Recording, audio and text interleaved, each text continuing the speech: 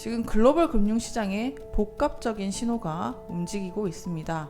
표면적으로는 나스닥을 비롯한 뉴욕 증시가 긍정적인 분위기를 이어가고 있는데요.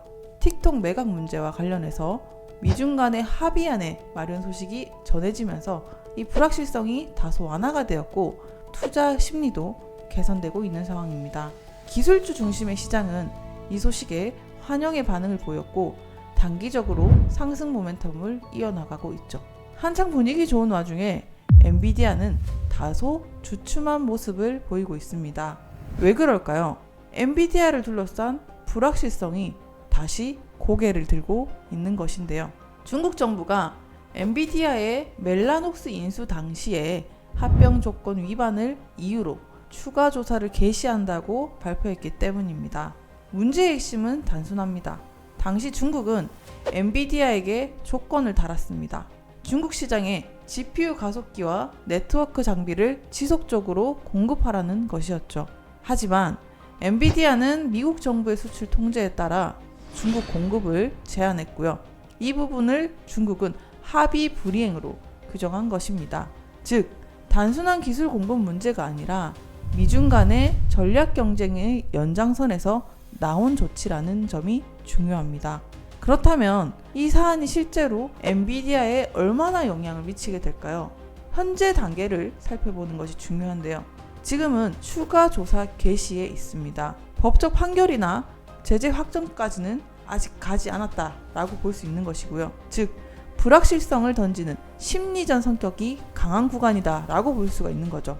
마드리드에서 열리고 있는 미중 고위급 회담을 앞두고 중국이 협상 카드로 활용하는 셈입니다.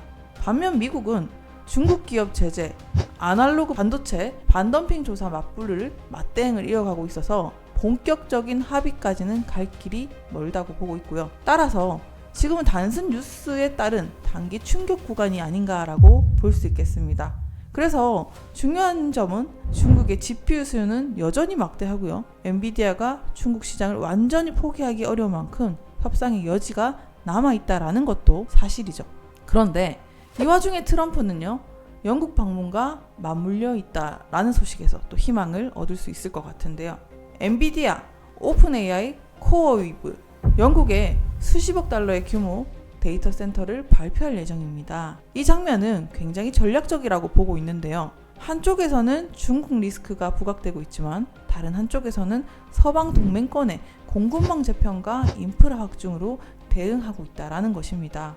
영국이 AI 성장 구역을 지정하고 인허가 전력망 접근을 빠르게 제공하겠다라는 정책적 지원은 엔비디아의 새로운 수요 기반을 열어줄 수 있을 것으로 보고 있습니다.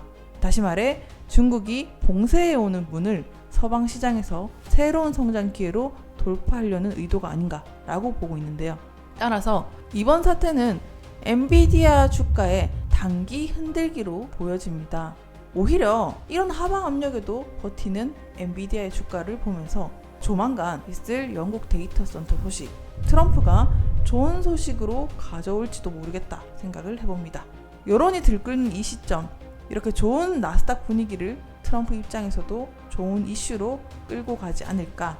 그래서 조만간 글로벌 AI 인프라 전환 과정에서 오히려 엔비디아가 그 수혜를 볼 날이 머지 않았다라고 생각을 합니다.